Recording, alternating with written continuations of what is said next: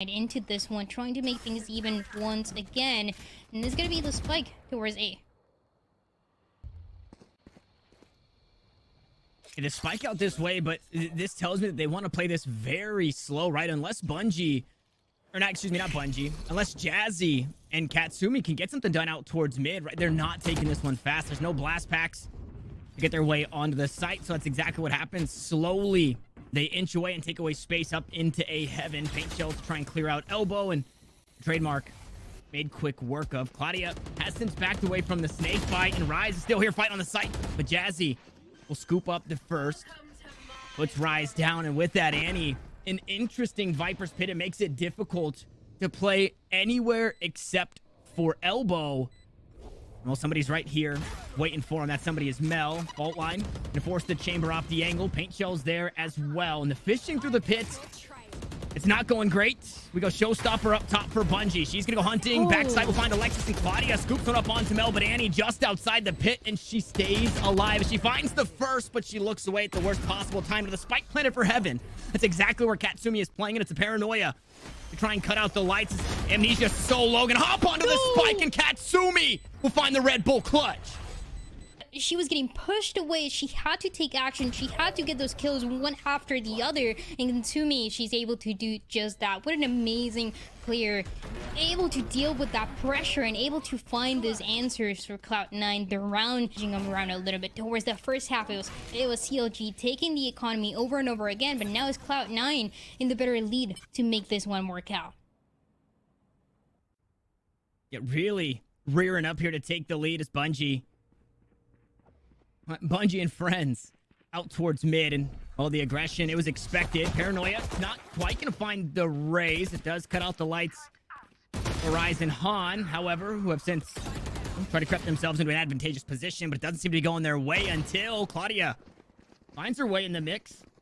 Tour de Force online, unfortunately, it's only a sheriff for Amnesia, so it's a really tough B site to hold down. So with that, they'll concede. They'll back away and look to go right back to it. Now, I'm wondering how much time they can spend on this. Nope, it doesn't even matter. I thought maybe they'd look to go for a long rotation, find those guns out towards mid, but instead it's Jazzy to go aggressive, to strip away the sheriff from the hands of Amnesia. And now Claudia has the tallest task of them all, but that's a good start. 1 of 3, but only CLG. Let's see how much further they can get as we take note of the star placement. Just to see a few in the back pocket of Rise, but she's got one down out towards A to help the teammates that way. You can still use 2 more towards this B side, trying to play it a bit more anchored. Microwave though, gonna force Jazzy around the corner. Nobody there on the angle.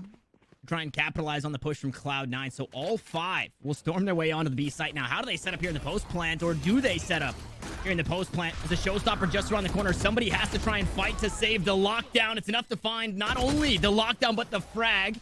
The Jazzy picks up the first, and they expect another. No, they're not, but any shots will go wide. It's a 2-for-1 trade as the spike continues to tick. Cloud9 whittled away as CLG, a player ahead, look to push their way onto the B site. Try and retake it here. Aftershock out towards main. Han now gonna go out dry. Gonna be answering to Alexis as Katsumi. 9 and the body start to drop as Rise will hang on with 31 HP, but it's not enough to secure the round, and it's a 10th for Cloud9. Why Astra is still viable, even though that wasn't the round, is double digits for Cloud9, and it's more aggression that we can expect. Now CLG right away. Claudia taking down Mel again. I mean, that gold gun, that headhunter, oh, dang, the timing on that flash, it gets Rise, it finds its mark. Unfortunately, a bit of friendly fire there, so Jazzy wasn't able to turn up the kill. But that headhunter, it's a baby operator, man. That thing is so scary. You have to give it so much respect. So in these eco rounds, Claudia really able to get a lot of value for the squad. And this is what I had kind of harped on the last time, right? It starts like this, the post plant's coming. This time though, the retake, it's multiple angles. You're pushing out through A main. You're not just coming from heaven or this defender sided spawn, giving Cloud9 just one spot to look at. Because we're 2 for 1 on the round. The spike is still ticking. Jazzy's still alive. He's going to buy some space, buy some time with the blast packs. Good flash, and Bungie tries to blast pack to safety. But now the numbers are starting to swing back the way of Cloud9 as they mow them all down and find 11. Multiple kills coming her way, supporting her raise and building up for success the entirety of the team.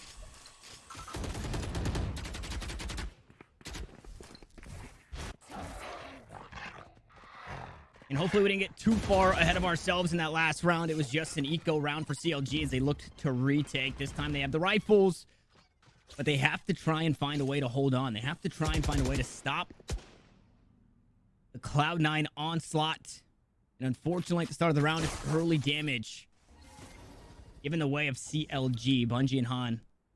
A bit lower in the health pool. They have to be a bit more selective in their duels. It might not matter if they come toe-to-toe with Mel. She's got that tour de force online, but Mel's been quiet this game. So if there's anybody to meet in a duel, it would be the Chamber. But just like we saw in round, it's a very slow attacking side here for Cloud9 and a lot of respect given.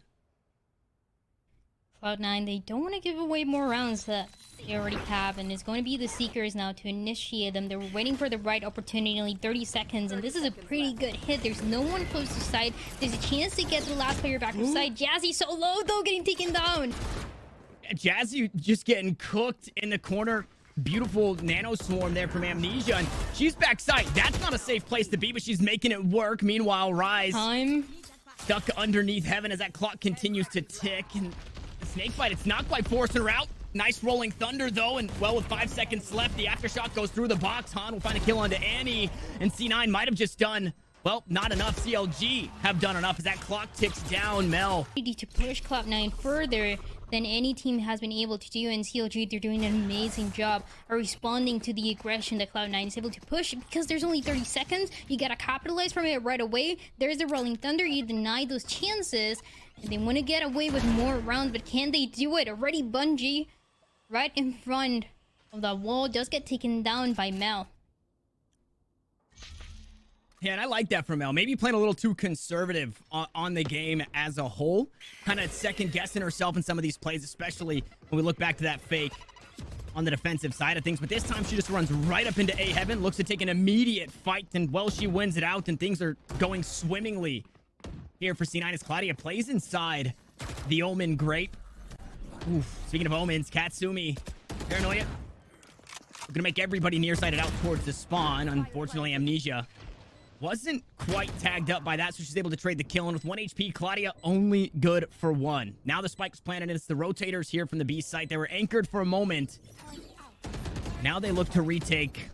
Player to their left, 2 players to their right. Jazzy just around the corner, finds the timing, doesn't quite find the spray down, so Rise is able to trade. A 1-for-1 as she slowly starts to creep on up. But this spike, you know exactly where it's planted for. It's planted for the players up in heaven, and there's still so many angles to clear here on the site. The backstab's perfect as Alexis will sit the Astra down and push Cloud9 to map and series point. Very close, but now 12-9. An aggressive push that we might be seeing early on, waiting for the right opportunity. Katsumi, what can she do into this one? We've seen some paranoias that have set up the rest of the team for success to push into sight. But when it's used later, it has more chances, especially because the spike, it needs to be planted first. Look at that dark cover over the trademark. We're seeing teams really start to adapt to some of the setups of the chambers on these maps.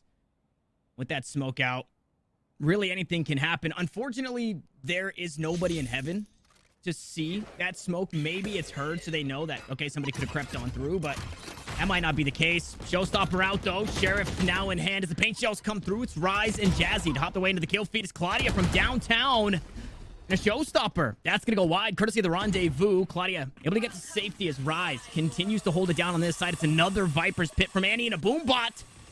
That goes right past the Astra. She's got herself a Vandal's now looking to do some damage. As Cat comes around the corner, she takes her down. The pit still stands. Rise does not. And Claudia is starting to decay. The rest of the squad might just join her here. Amnesia gets the kill on Katsumi. Lockdown now looking to push everybody off. The only problem is You're out of time. No way. The lockdown actually gets destroyed. They shoot blind outside the pit, but they have the lineups there as Annie will fall. The pit will follow. Oh, no, Annie picks up a kill onto Claudia, actually. The pit still stands. It's 1 HP, and it's not enough. CLG, they gave everything they could here on Split.